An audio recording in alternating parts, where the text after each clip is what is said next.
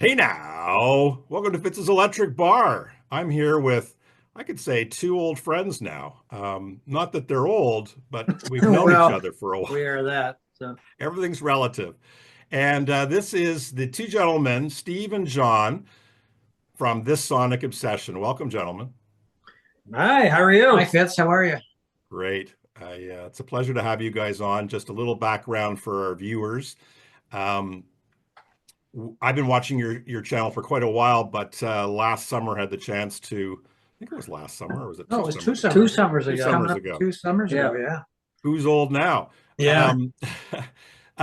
Came and visited Halifax and got to meet you guys, and that was awesome. And then had another abridged get together with Steve. I think, John, you were traveling, but it's one of the nice things being able to meet some of the people that you watch and building out friendships from. Yeah, absolutely.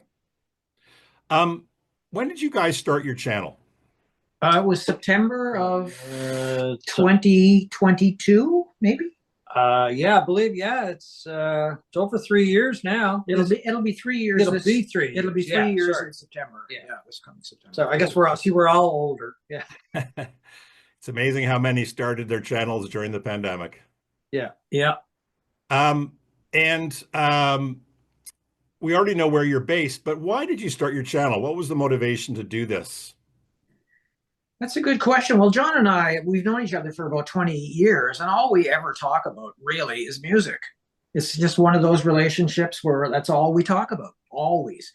So I was walking with my wife one day, and I just mused that it'd be kind of cool to have because I've been getting into the VC and all of that, maybe approaching John about starting this Yeah, channel you had mentioned that a couple Yeah. of times. Yeah. and just doing this sort of thing where we talk about music. Like that's all we ever do anyway, for the most part. So that's how we got into it. And then I retired. Yeah. And so I had some obviously more free time, and Steve had been retired. So anyway, once I retired and kind of get into that groove, we decided, let's give it a shot. That's really about it. And if anybody watches, great, but didn't really expect any kind of response, But, we've got more subscribers than I could have imagined, in the 900s, which is, to me, is amazing in a way. But we'd like to crack the 1,000 someday. I don't know why, but No, it's just kind of a mark to Yeah. look for, to seek out, a goal, So we'll see. Awesome. Maybe this will help us pick up a few. Hopefully. Yeah. And how did you guys come up with your moniker, the name? we were just mulling, throwing names around, and I don't really know.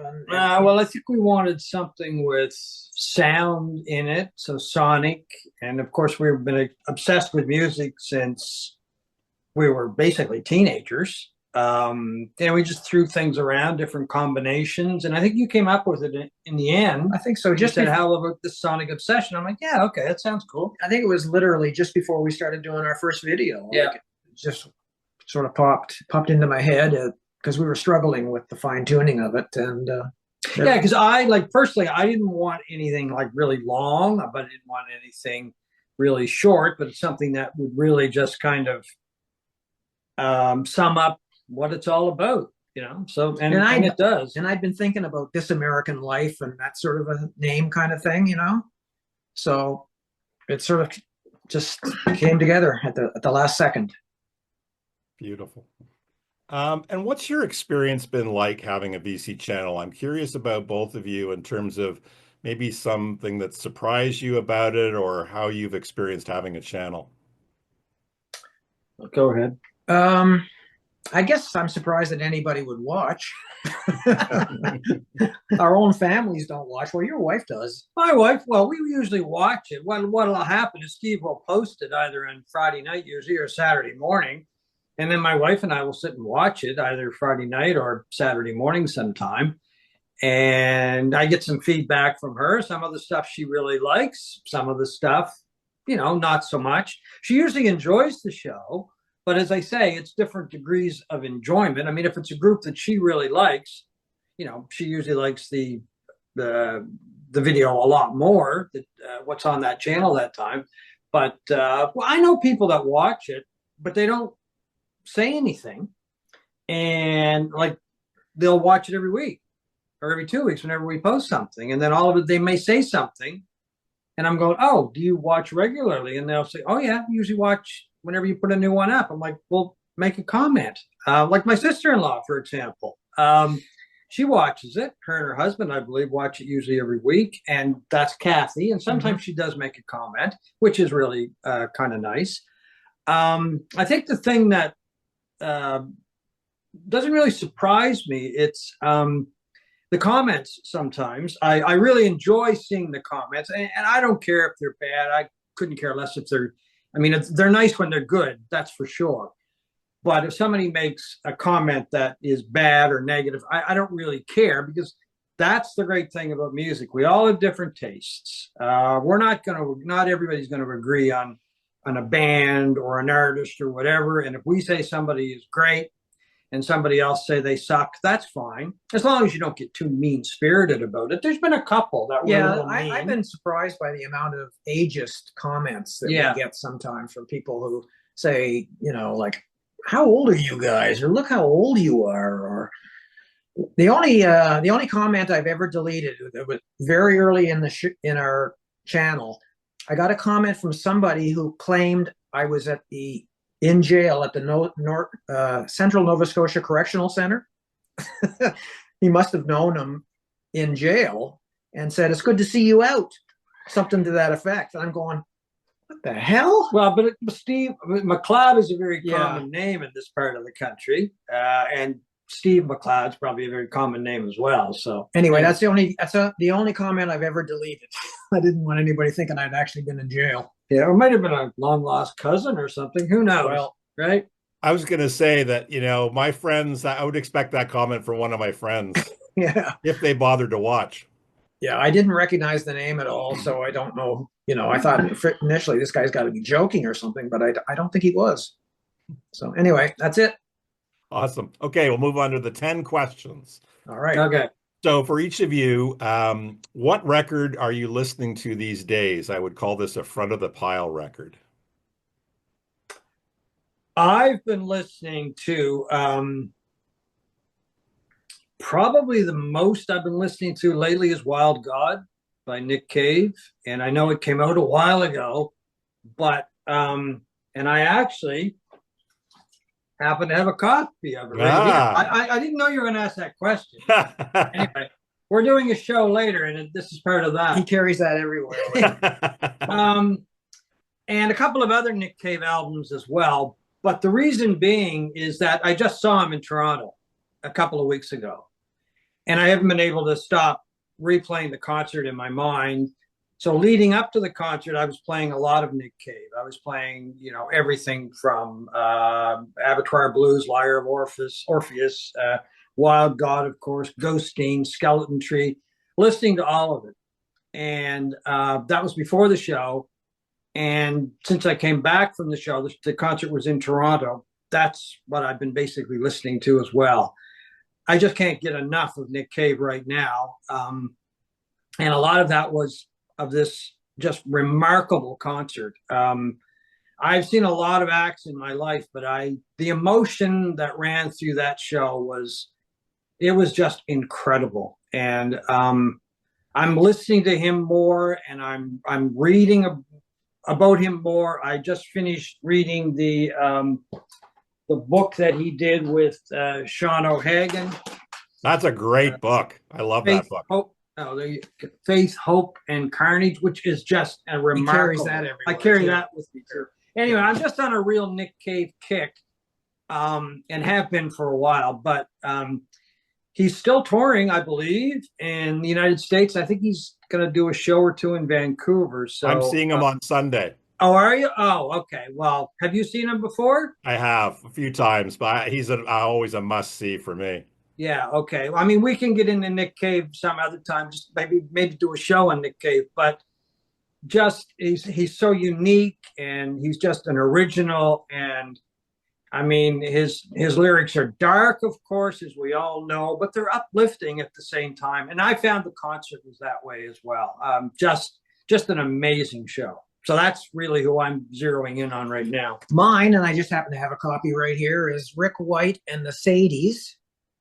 an album that came out last year, and I was going to talk about this in our next episode. He carries that with him Yeah. too. So we have like little album holsters that we carry them around in, you know.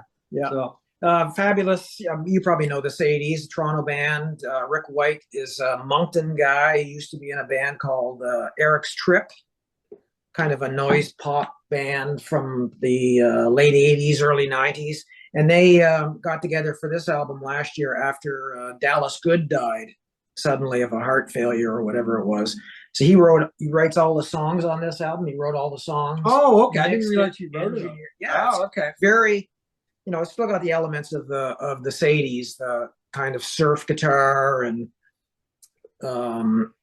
garage sound, and it's really excellent. But I'll save that for our video. Yeah. Yeah. Number two, a favorite concert experience. I've already heard some good ones from John in particular, but a favorite concert experience. Well, I just talked about Nick Cave. I'm going to go back to another concert. Well, it was a concert that changed my life, to be perfectly honest. It was Bruce Springsteen, 2003, at the Bell Center in Montreal. And I was recovering from a really bad car accident. My wife and I were hit by a car. And a friend of mine suggested we go to Montreal to see Springsteen. He's a huge Springsteen fan. I'm a huge fan too, as well. And I'm like, I don't know, because it was hard to get around. My mobility was not great. I was recovering from numerous operations. And anyway, he and my wife talked me into going. And it totally changed my outlook as to where I was in my life and my attitude, because Springsteen was talking to me that night. I mean, he wasn't talking to anybody else, and there were thousands of people in that arena, but he was talking to me. And I was part of the crowd. But I was also part of the crowd having a great time. I was normal again. I mean, I always hate using that word, but it just struck me that night that, wait a second, you can go out, you can have a really good time. And the people beside us were great. Everybody was in a wonderful mood. The music was just incredible. Springsteen at his best, I think. I had seen him before that. I've seen him since. But another favorite concert experience would probably be Springsteen on Broadway as well, because those were really hard tickets to get. My wife and I were in the second row, so we were right there. And once again, he was talking to me. I don't want to sound selfish or anything, but he, like Nick Cave, has that ability to make everybody in the audience, I think, feel special. And that's really, really hard to do. So those would be a couple of top favorites anyway. It's really tough. I'm going to go with my very first concert in February 1970. I was 14 years old. I saw Steppenwolf at the Ottawa Civic Center, and I was just blown away by the volume, how loud it was. There was a guy who jumped on stage with an English accent with no shirt on, who was clearly tripping on something, who grabbed the mic and started talking to the crowd, and they escorted him off. But it was the first time you could cut the smell of marijuana, like in the 1970s, like with a chainsaw. It was so thick, and I had never experienced anything like it. Me and my buddy from grade 9 went to the show. And back in those days, I mean, a ticket, that probably cost $4.50, maybe $5. And I had to debate whether I was going to spend that kind of money to see a band, because it took a while to come up with $4.50 or $5 to buy an album. Would I rather see this concert, or would I rather buy an album? And I went to the concert and enjoyed it immensely. And it began this, love affair with live shows. So February 1970, it was the Monster Tour, if anybody knows Steppenwolf. Great stories. Thank you. One of the saddest songs ever. Ooh.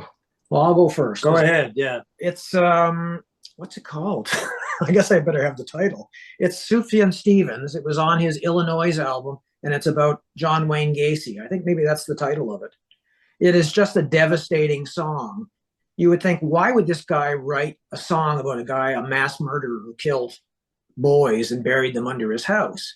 And then you listen to the song and the lyrics. I was literally in tears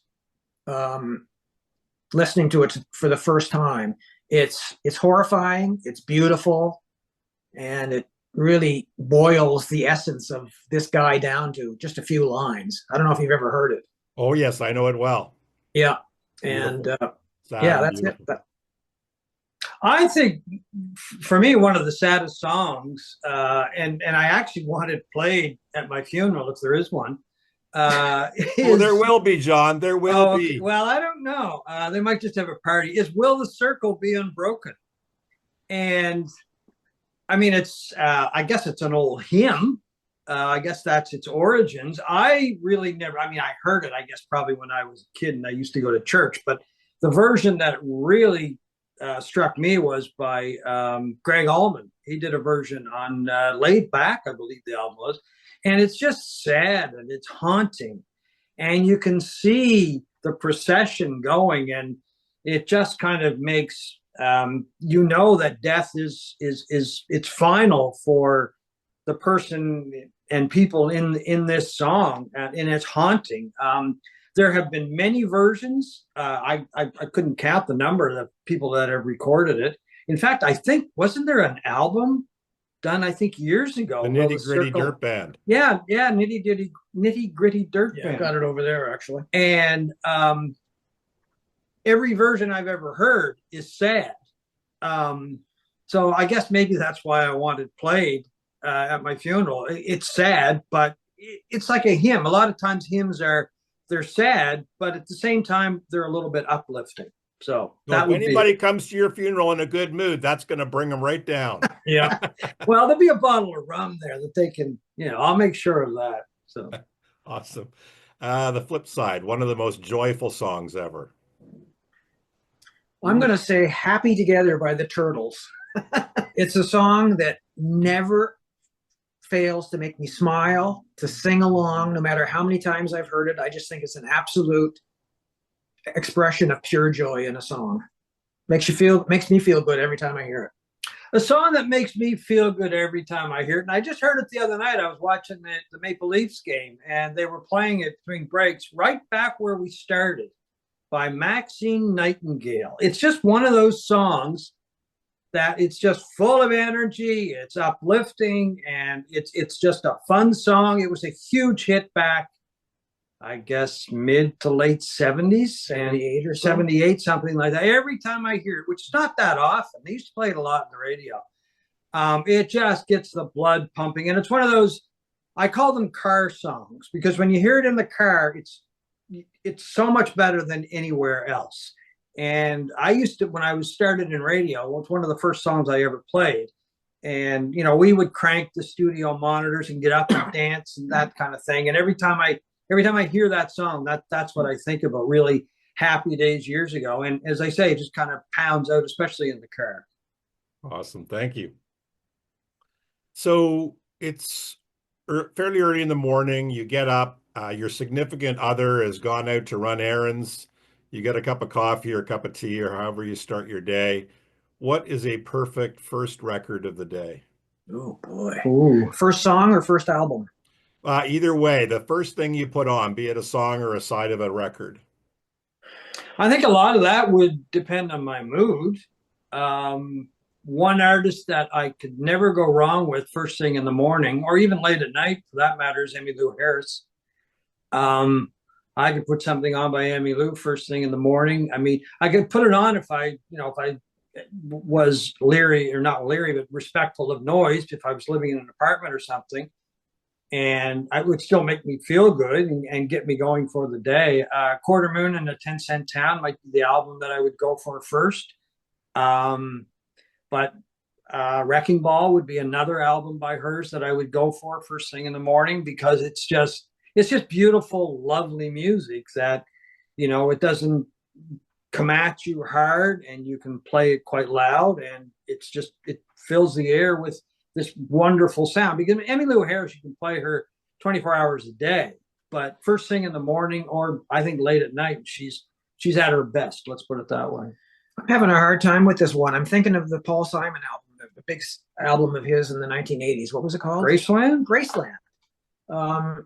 Just because it always another album or song or whatever that makes me feel good when I hear it rhythmically. It gets you moving, it gets you singing, it gets me moving around, which is what I typically need to do in the morning. You know, I'm a little sluggish starting, so that's a good starter for me. Would be Graceland. Yeah, Paul Simon. Choice. One of the most underrated bands or artists ever. Oh boy. Do you want me to go? Yes. Humble Pie. Don't say Allman Brothers. No, Humble Pie. Humble Pie. I mean, Humble Pie just never ever gets mentioned. There's another one in here, but that I'll stick with that right now. Another person just jumped into my brain. That original band with Peter Frampton, Steve Marriott, Greg Ridley, and Jerry Shirley, they did it all, and they just did it so wonderfully. I mean, they did hard rock, they would do some blues oriented stuff, they would do really nice acoustic material, and they just gelled, and they put out some fine albums. I mean, the first couple they did on Immediate Records, especially Town and Country, because it was kind of a mix of electric and acoustic, I thought was brilliant. It gets totally overlooked. That chemistry between Steve Marriott and Peter Frampton, I thought, was just incredible. Steve was the hard rocker, Frampton was more mellow, and they just, I thought, just did some amazing material together. And with Ridley on bass and sometimes vocals, and young Jerry Shirley, I think he was like 16 when the band started or something, just a tremendous drummer. Nobody ever mentions Humble Pie. I mean, I'm not a big fan of the Rock and Roll Hall of Fame, but I don't even know if the names ever come out for that. But they never make people's best of lists. They got a little bit tiresome in the end, I guess is a good way to put it. Marriott kind of got into this whole soul review thing, which I don't think he was that good at. Still a tremendous, one of the great singers of all time as well. That was the other thing.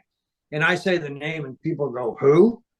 And then I say, okay, well, go back to the Small Faces, and then check the Small Faces, and then go to Humble Pie. And then some of Marriott's solo stuff was great too.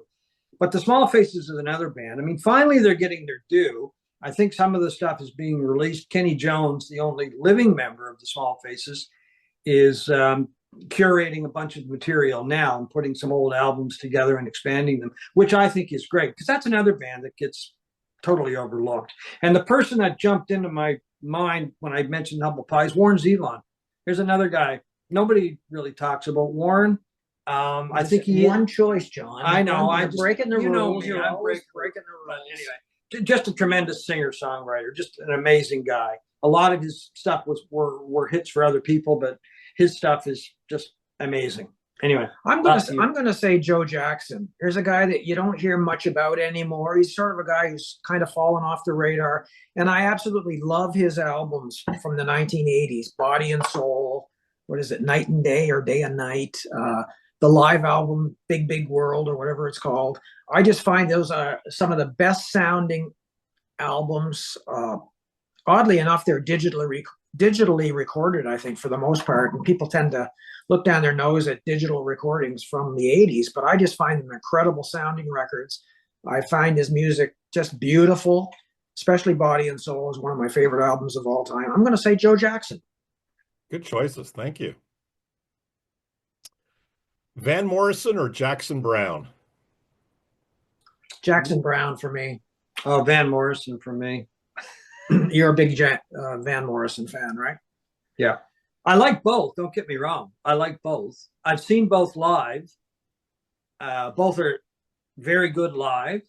But Van is above Jackson. If Van and Jackson were playing in Halifax tonight, I'd go see Van first. No, I would go see Jackson Browne. Well, then we can swap stories. Yeah. Anytime. I just find I mean, obviously Van Morrison has made great music over the years, but I find him so repulsive in so many ways these days that it's kind of affected the way I look at him. I just think Jackson Brown's albums are some of the best that ever came out of Southern California in the 1970s. I agree. He strikes a chord for me. Okay. Joni Mitchell or Aretha Franklin? Ooh. Now there's a good question. Wow. Gosh. I would say Joni Mitchell for me. Yeah, I'm gonna go with Joni Mitchell. I really like Aretha Franklin, but I don't think I own anything by Aretha Franklin. Maybe on a compilation. I find Joni Mitchell is she's kind of a mystery to me, which I'm still trying to figure out because she is so good, I guess, and so talented. And I mean, her lyrics are, I mean, she's just one of the best songwriters who ever lived. I mean, you can't dispute that. Her guitar playing is incredible. And I never used to like Joni Mitchell. I used to find her annoying, actually, her voice. But I think over the years, as my tastes have changed, I've come to really appreciate her. Yeah, I'm the same. A lot more than I did years ago. I'm the same way. It's taken me a long time to really warm to her, but I just love the breadth of her music. From the pure folk music and the pure voice of her singing and playing a guitar to the jazzier stuff that began in the kind of mid 70s. And that's not to take anything away from Aretha, because Aretha too is an original. I mean, and I really like soul music, and I like that era of soul music. To me, that's really R&B, not what they call R&B today. So it's a tough question. But the other thing that would make me change, or not change, but go with Joni would be she's Canadian too. So that's another factor as well. Yep. Yeah, exactly. Elbows up. Question number 10. 3 must-have desert island discs. Ooh, okay. My first would be Ziggy Stardust by David Bowie. It's my favorite album. I talk about it a lot on this show, unfortunately. It's just an album that I've played the most of any album in the history of recorded albums. I loved it from the first second I heard it in 1972, and it's just a favorite. I don't think I could live without it. So you do your number one. My number one would be the Allman Brothers Band live at the Fillmore East, because it is, and there's no discussion on this one, the greatest live recording ever made. I have said that countless times. Some people agree with me. Some people don't, but I'm right. Everybody else is wrong. It's that simple. Go ahead. Yeah, number 2, probably Blood on the Tracks by Dylan. My favorite Dylan album.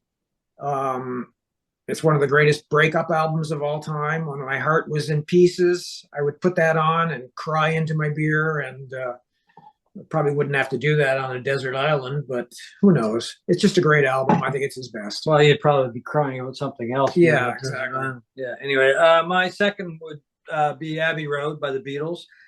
You'd have to have a Beatles album. I would have to have a Beatles album. I still think it is. I don't know if it's the greatest Beatles album. It's my favorite Beatles album. So I'll leave it at that. If you've got a third one, you go, because I haven't come up with a third one yet. I've got a lot of third ones, but somebody who I would really like to have with me on a desert island that I could listen to would be, and I'll go back to Emmylou Harris, and I would say Quarter Moon in a 10-Cent Town, because it is one of my favorite albums by her. I could take many, but that would be the one that I would grab first. If the house was on fire, that would be the one I would grab. Boy, this is so tough, Fitz. I got to have a Neil Young album with me, and I'm not sure which one. Anything from the 70s, obviously, but I'm going to go with Harvest, I guess. It's just the one I probably played the most. It's the most commercially accessible album of his. I know every song inside and out, and I'll take Neil Young's Harvest. Right. Now, my confession is that I missed question number three, and because of one of your answers, I suddenly realized I forgot question three. So I'm going to ask it now, and if there's any repetition, don't worry about it. So, question three is a favorite Bowie record. Oh, well, yeah. Uh, Ziggy Stardust. I'm going to go with Ziggy Stardust too. I mean, Go ahead.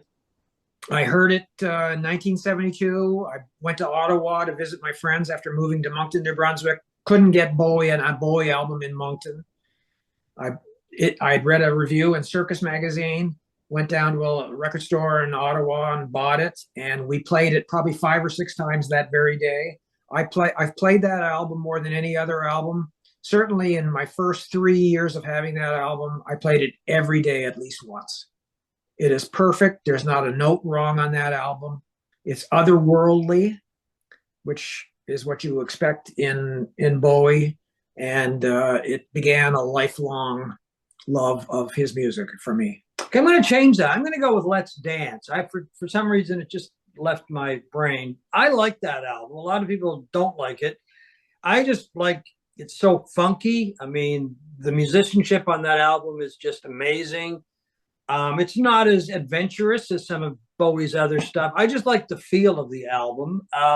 Never really listened to a lot of David Bowie until that album came along, and it just kind of, really sparked my interest in Bowie. And then, of course, I had to go back, but I really like it. But once again, it's like Emmylou. I can name two or three other ones, but that's the one. Let's Dance. Yeah. Thank you. Okay, here we go. The 5 + 2. I think I always do more than I say I'm going to do. Questions I have specifically put together because I think this would be interesting to ask you guys. So, first question is, if you could be dropped into any musical scene in history. So examples might be the Laurel Canyon scene, might be the Beatles Hamburg 60 to 62, might be the UK punk scene, might be Manchester post-punk and the Factory Club and all that kind of stuff. Or fill in the blank. What scene would you most love to be dropped into?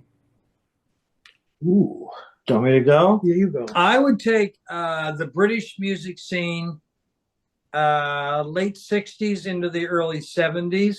The Beatles were still around. The Stones, of course, were at their peak, but there was so much going on. Jimi Hendrix was over there. Traffic was around. It was the beginning of this, well, not the beginning of the Small Faces, but the Small Faces into Humble Pie were around. It was the birth of British prog in many ways, that era. There was just, to me, it was just such a fertile time. And Pink Floyd is another one. I mean, coming into their best years, in my opinion, there was just so much going on. I hear these stories of people going to clubs in London and hearing bands like Pink Floyd or even Caravan, some of those groups that came out of Canterbury and Cambridge and Oxford and university scene and that kind of thing. I would be just blown away if I could go back there for a little while. Imagine going into a nightclub and seeing Jimi Hendrix. I mean, how mind-blowing would that be, right? Plus countless other bands as well. So, Oh boy. I gotta say, I would like to have experienced the New York punk scene in the 1970s, to have experienced CBGBs alone, to be able to say I walked into CBG. Did you ever go there? I Fitz? did, but it was the very end. I saw Yeah. Fishbone there. So, but yeah, very end of CBGB. I mean, to have seen Talking Heads at CBGBs in 1977 or 76, whenever they started, I think it would just be, not that I was a huge punk fan, I certainly wasn't, but in hindsight, it would be nice to experience that. The other would have been San Francisco, since you're doing more than one. I'm going to say I just did one. no, but you did with other. Oh yeah, well, I see. Okay, I'm just yeah. following your lead. Well, I'm with you. We could hitch a ride to San Yeah. Francisco because that would be on my list as well. Yeah, Just to have experienced that whole social, the upheaval, the change, the whole experience of, the Summer of Love and all of those bands playing for free. You see Grateful Dead and Jefferson Airplane. yeah. And even later to have experienced the Last Waltz, the Yeah. band at the Winterland. I think it was the Winterland they played that concert. I mean, that would have been just something to experience. Yeah, San Francisco would be high on my list too. Yeah. That's it. Perfect. The New York scene, couple things. I have you either of you guys read Thurston Moore's autobiography? No. No, no. So if you're interested in the New York scene, so he was a kid, I think, living in Connecticut. He'd come into New York City, and it's through his eyes of just being absolutely blown away by what was going on at Maxwell's Kansas City and CBGB's. He talks about seeing Suicide the first time and just being Yeah. like pinned to the wall, kind of half terrified, half just enthralled. Yeah, I mean that whole scene, we used to read about it in Rolling Stone magazine in the 70s, Max's Kansas City and all of that stuff, CBGBs, and you just be just wow, what it must be like to be the, to go to the Chelsea Hotel and see all the people who are living there and stuff like that. That you just, I mean, it's a time that you just can't replicate. Like it'll never be like that again, where you could be have access to people like that without security and all of this stuff, that you could go into the Chelsea Hotel and see Hendrix and Joplin sitting in the bar or something. What a time. There'll Yeah, never be a time like that. another scene that I would be interested in, and I know I'm giving you more than one, but would be Yorkville in Toronto back in the 60s because of Neil Young, Joni Mitchell, even Ronnie Hawkins, as far as that goes, in the band. I mean, there was a lot of music going on in the Toronto scene back then too. So that would have been very interesting. Mm-hmm. My mother saw Joni Mitchell at the Riverboat, and I'm like, tell me all about it. She said, yeah, it was good. I don't really remember. She's never been a music fan. Oh, really? Yeah. Yeah. Awesome. Thank you. Okay, so a choice among three selections: The Who, The Kinks, or The Faces. Oh, it's the Who for me. Face, excuse me, Faces for me, The without Who. a doubt. I've never seen the Who live, and it's my big regret. I remember in 1967 we lived in Ottawa, and my brother had tickets to go see the Who at the Capitol. I think it was the Capitol Theater, but I've read online that it was the Civic Center. Anyway, he went and saw the Who, the Trogs, and the 1910 Fruit Gum Company of all. What a odd pairing of bands. Yummy, yummy, yummy. That was their big hit? Yeah. Or was that the No, Ohio that Express? was Ohio Express. Yeah, it doesn't matter. But anyway, to see the Who in the height of their instrument smashing days would have been mind-boggling. And I just think they're one of the greatest live bands of all time. Like when you watch the concert for New York after 9/11, the Who went on there and destroyed. A stage with Bowie and people like that, and they killed, absolutely crushed. How many songs did they play? Maybe 4 or 5 or something, and they just absolutely killed. I just think they're just probably the greatest live band of all time, and I would love to have seen them, and especially back in the day. The Faces has been one of my all-time favorite bands since well, I started listening to the Small Faces a bit, and then went into the Faces because when Marriott left the Small Faces and Ronnie Wood and Rod Stewart came in, and it was the Faces, I'm like, these guys are just incredible. But once again, a lot of people didn't even know of them or follow them. I've been a huge fan since day one. I think Ronnie Wood just did some incredible guitar work with the Faces, and I don't think he's repeated any of that with the Stones. Which has been unfortunate. I think Stewart was at his peak as a singer. Some of his solo work from back in that era when he was with the Faces at the same time was really good. But they were just a rock and roll band who were a little sloppy at times. I don't know, maybe they even played out of tune. But man, they just had a good time. Every time I've seen footage of the Faces, they were having a good time. Their albums, totally overlooked, I think, as well. I think Long Player is one of the greatest albums ever recorded. I love that album.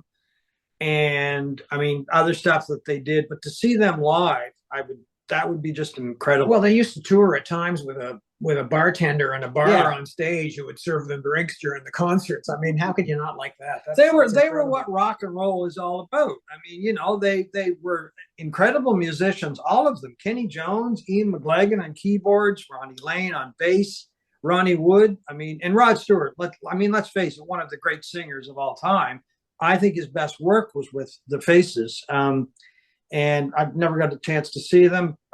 but still love them. And I like the Who. I don't love the Who. There's a couple of albums like Who's Next, I think, is a classic. That's just a tremendous album. But overall, I'm going with the Faces.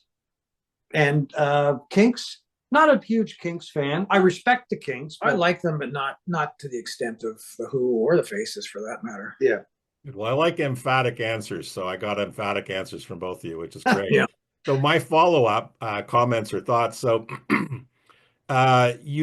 Steve, you've got one more potential kick at the can with the Who. Their third farewell, we're really leaving tour is happening. Yeah, I saw that today. I was reading about that today. I don't think I'll be taking part. It seems to me, I sat in front of the TV in was it 83 or 84? Yeah, 82. 82, was it? Sorry. Toronto. And I watched the Who's farewell concert on a Friday night, I think. did too, yeah. With a couple friends, Yeah. and we're like, oh, well, that's too bad. The Who are gone.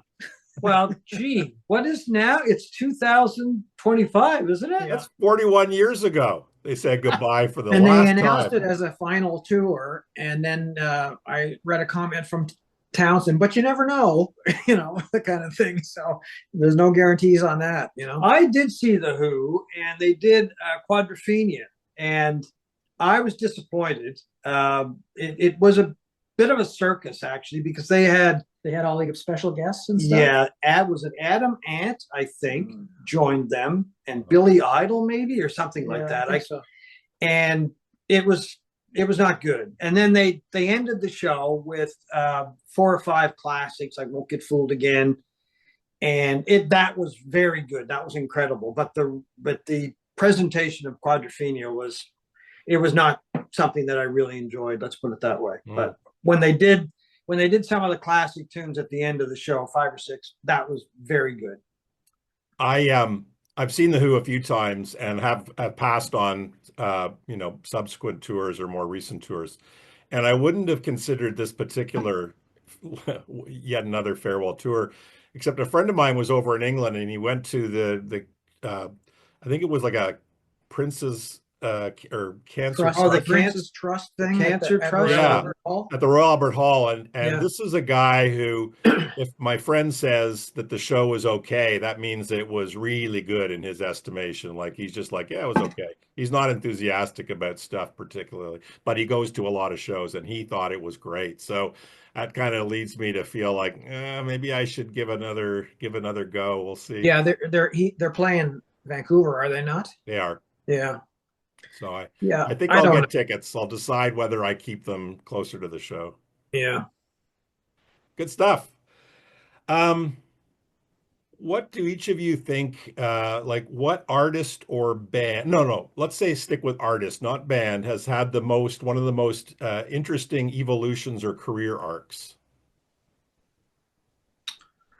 Ooh, I'm going to go with Nick Cave because it's fresh in my mind. Early days of Nick Cave, I'm not familiar with.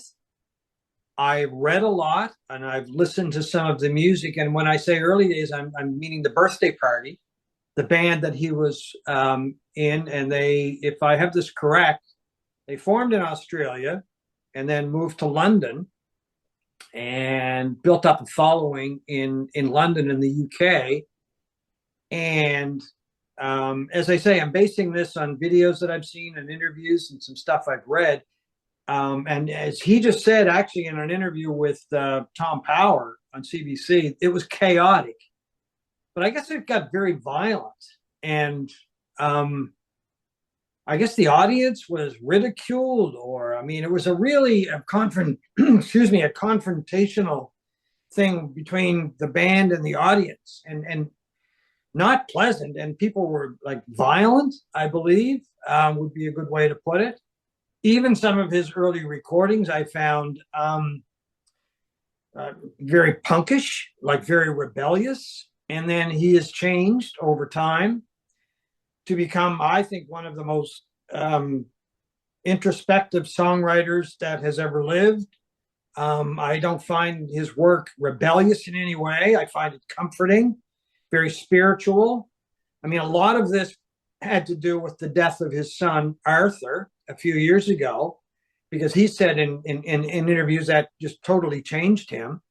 And that book we were talking about earlier. So I look back and I look at what I read and what I watch, a very not mean spirited, but angry person who has evolved, and with that, his music has evolved as well into, as I think I've said, some of the most sensitive and spiritual and uplifting music being recorded today. I mean, an album like Ghosteen, it's dark, it's sad, but it's at the same time, it's beautiful. It really is. I mean, and the more you listen to it, I think the more you'll feel the beauty and you'll hear the beauty, because I think the two things kind of go together, the feeling and the hearing. So I'm going to go with Nick Cave.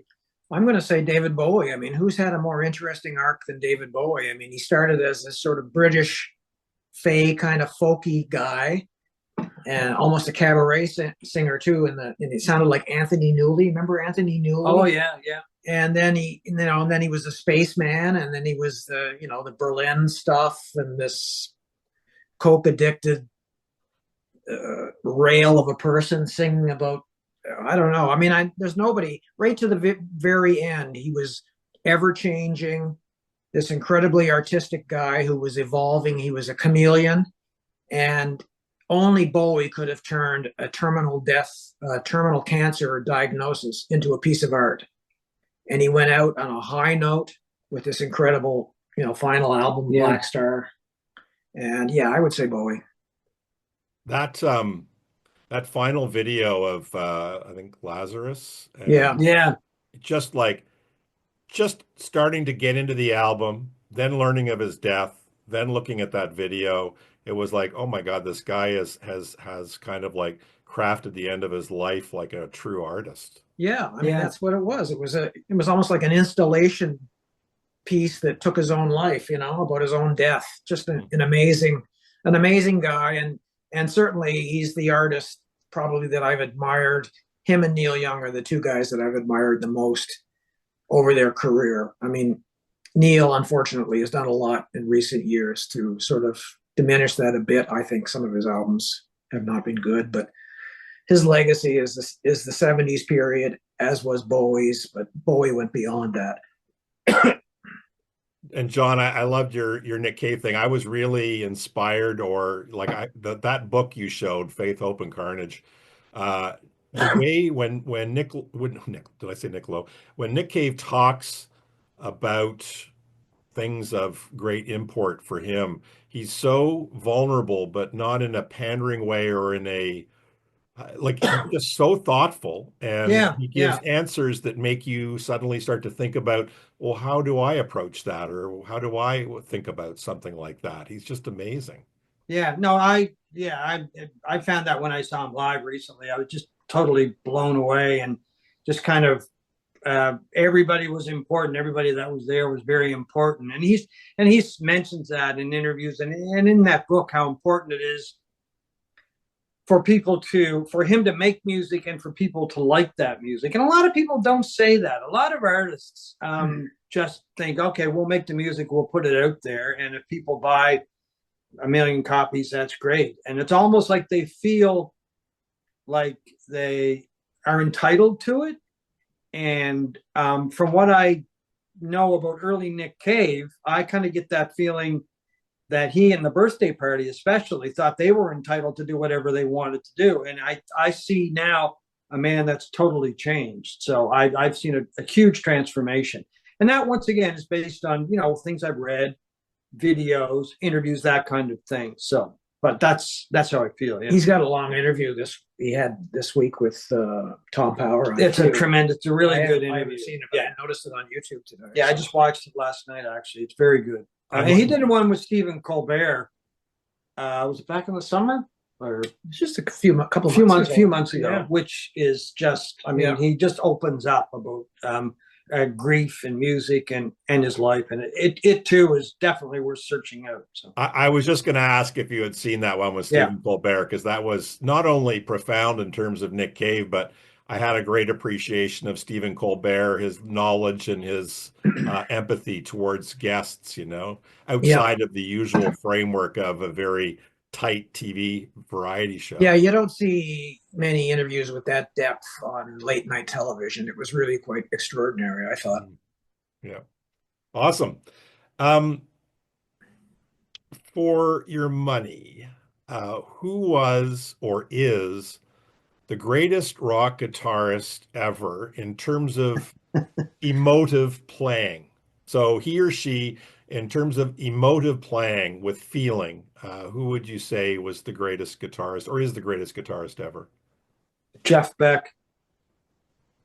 And this he's another guy that could fit into a transformation, because I started listening to Jeff Beck when he was with the Yardbirds, and it was, I don't want to say basic rock and roll because they were breaking new ground, but he changed entirely too, from early Yardbirds to some of his solo stuff, and then jazz rock. I mean, and I just find his guitar playing will take you places that you've never ever been before, and will probably never return to, because he was rather, I keep saying was such an original, remarkable guitar player. And I mean, he could take a piece of rock and roll and make it his own, and he could take a piece of classical music. And I'm trying to think of the Nessun Dorma, yeah, the piece that he did on Emotion and Commotion.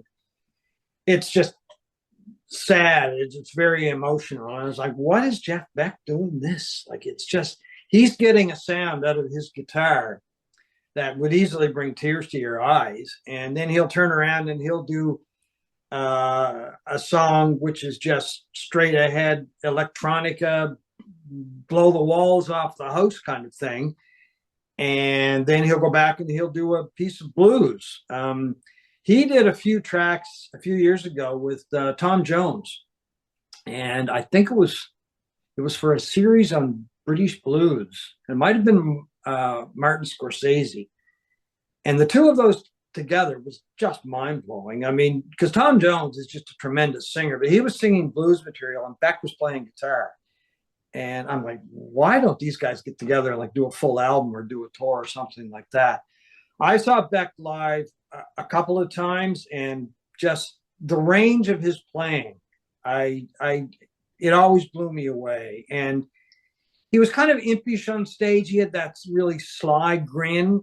He would do stuff, and he would be like, "Oh, I got away with that," or "I'm going to try something different." And I just found when he picked up a guitar, you didn't know what was going to come out of it. I mean, he did a Les Paul tribute a few years ago with Imelda May. And once again, like rockabilly, I guess is probably a good way to put it. And he would totally change gears. And he kept doing that through his whole career. Just my favorite guitar player of all time. And what a huge loss. Yeah, I don't know if my choice is my favorite guitar player of all time, but I think the key word was emotive. And to me, there's no more emotive player than David Gilmour. I mean, his ability to make the most beautiful, emotive solos. He is the anti-shredder. He's got to be one of the slowest guitar players of all time. But his lead guitar playing is so beautiful, and we've seen him live. I mean, it is beautiful. I just think, I mean, his solos just build and build and build, and they're so beautiful. They're almost orgasmic, in the way they finish. Oh God, I don't want to talk about that. Where are you going with this, Steve? I don't know, but yeah, for emotion, it's got to be David Gilmour. Do you smoke a cigarette after you hear David Gilmour? Smoke a cigarette. Yeah. I saw Gilmour and Beck together at the Royal Albert Hall one night, and that blew my mind. They did a version of Jerusalem, the old. I guess it's a hymn. It's a hymn, yeah. Originally, Emerson Lake and Palmer. And I was like, oh my God, you talk about emotions going that night. But anyway, that was amazing. Beautiful, thank you. Maybe share with us a great rock biography or autobiography and/or a music documentary that people should watch or read. My favorite rock biography is Shaky by, is it Jimmy? Neil, oh, It's about Neil Young. I forget the guy's name. McCullough. yeah, Jimmy McCullough. Jimmy McCullough. Yeah. I think that is such an amazing book, and it is so detailed. You learn so much about Neil Young that Neil put out his own sort of autobiography. What was it called? Heavy Heavy, Love. heavy piece or Yeah, Heavy Piece. and it yeah. was so terrible. I thought it was he's not poorly much of a edited. writer in my Not much of a estimation. writer, and Shaky is the book for me. And a documentary. I'm not going to pick a documentary. I'm going to pick a movie. And it was 24-hour Party People about the Manchester scene. Is one of the most amazing movies about music that I've ever seen. I just thought it was perfect. It was the whole Manchurian dance scene at the hacienda, and it's just fantastic. Documentary, I think um, Last Waltz would fit in there, of course. That's my favorite. I was thinking Stop Making Sense. That's really not so much a documentary, but I find with Last Waltz, I'll classify that as a documentary. It's my favorite. One of my favorite bands, of course, and about the band and featuring numerous guests, all great talents, and nothing, in my opinion, has eclipsed that. It's just the way Martin Scorsese filmed it, interspersed it with interviews, some in studio performances, and to me, it ticked every box when it comes to a music documentary. As far as books go, wow, that's a good question. I read a lot, and I should think of one right off the top of my head. There was a biography a few years ago that I really, really liked by, I think it was Ray Coleman, and it was just called Lennon. And about John Lennon, of course. And I mean, so much has been written about John Lennon, but the Coleman biography always struck a note with me because it just seemed to be so honest. And Coleman knew his music. I mean, I think he worked for Melody Maker or New Musical Express years ago.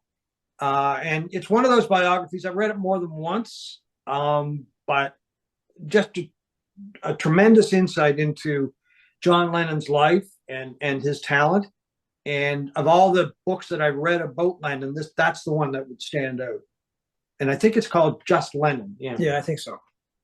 Awesome. Thank you. So one of the dynamics of your channel is, of course, the both of you, and that's not a common thing in the VC. And so you both have your opinions. Curious to know what artist or band sticks out as driving very polar opposite opinions. Steely Dan. You don't even have to finish that question.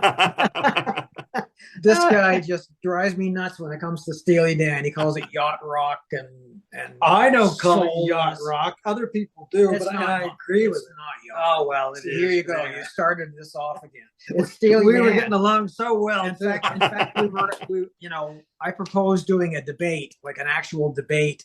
Which is the better American band, Steely Dan versus the Allman Brothers? He would do one side. Well, that's not even up for discussion. We've never done that yet, and I think he's shying away from it. Oh yeah, I'm shying away from it. Yeah, no.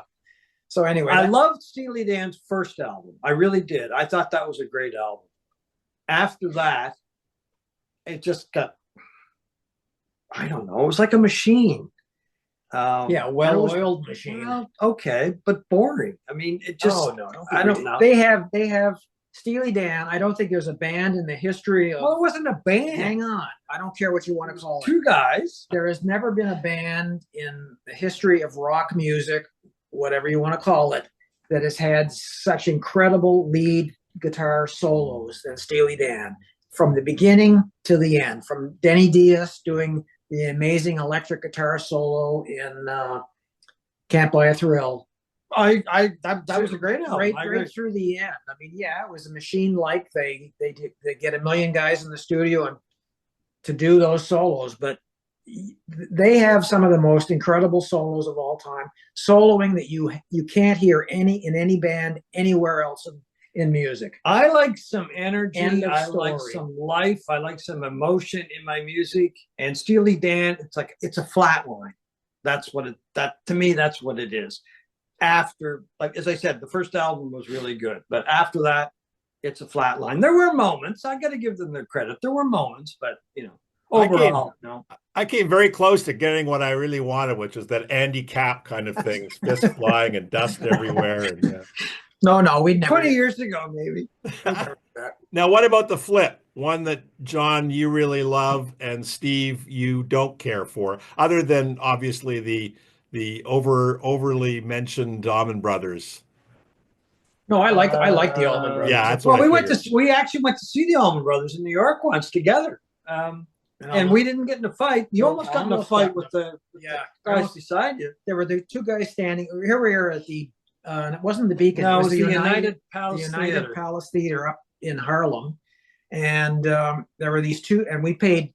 We had tickets for 2 nights. Yeah, like a couple $100 each for these tickets. Oh yeah, and these two idiots were standing in front of me, taller, much taller than, it doesn't take much to be much taller than us, and they were talking the whole show. Their heads were going together, and I'm going like this, trying to see the stage and all this stuff, talking about work.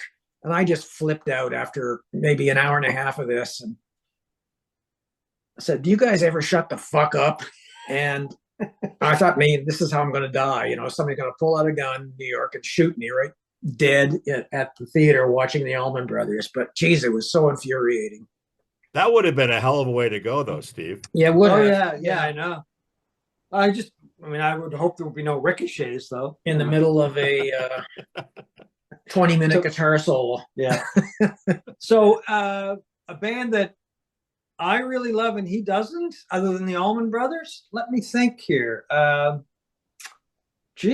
don't know if there is. I really like one of my favorite artists the past 20 years or so, or maybe even more, is Paul Weller from England. I love Paul Weller. I would say I'm a little cool to that. Yeah, I think he's just a tremendous songwriter. He's a great guitar player, very soulful singer. Once again, very emotive. I've seen him live a couple of times. Great shows, a lot of energy. I sometimes feel alone in Canada loving Paul Weller because he doesn't get a lot of love in Canada, and he doesn't get a lot of love from Steve, that's for sure. You would probably go more with Oasis than I would go. Like, I'm a Weller guy, you'd go with Oasis kind of thing, right? Yeah, is that fair to say? I love a couple of Oasis albums. I like their first album more than anything they ever did, and I think they went downhill quickly after that. But for me, my taste Fitz as I've gotten older, oddly enough, has gotten harder in music. Like, I wouldn't have listened to Black Sabbath when I was 17 years old, but I listen to their stuff now, like the releases on the High Fidelity Rhino, like the debut album, and Paranoid. I just think are fantastic. And I love a band like Tool. I love their last album. What the hell was the name of it? Oh God, I can't even remember the name of it. Anyway, it doesn't really matter. It's heavy, relentless music, and I don't think John shares that taste. Tool's okay, but that's it. I wouldn't buy anything by them. No. What the hell was? I can't even remember the name of it. Fear Inoculum. Loved that album, and my tastes are heavier than it's ever been. So I would say that, and I think I have also the weird thing of liking pop music more than you do, I think. I suppose, yeah, probably. I like pop music if I'm in the car listening to the radio, but I don't really listen to the radio as much as I used to either. But our tastes are pretty similar, I think. Yeah, I listen to more blues than you do. Yeah. And more bands, I don't want to say from the South, but bluesy kind of bands, that kind of thing. I would listen to more of that stuff. But we have very similar tastes, actually. And other than the Steely Dan Allman Brothers thing, I don't think there's anything else we'd come to blows about. But, if push came to shove, we'd be outside and I'd have to prove my point, right? Yeah, we're too old to do that. We're too old to do that. Too old to roll. They'd cart us away to a home or something. Too old to roll around in a parking lot. Yeah, you know? yeah. So anyway. Okay, the last question. What's the meaning of life? Oh God. Oh gee.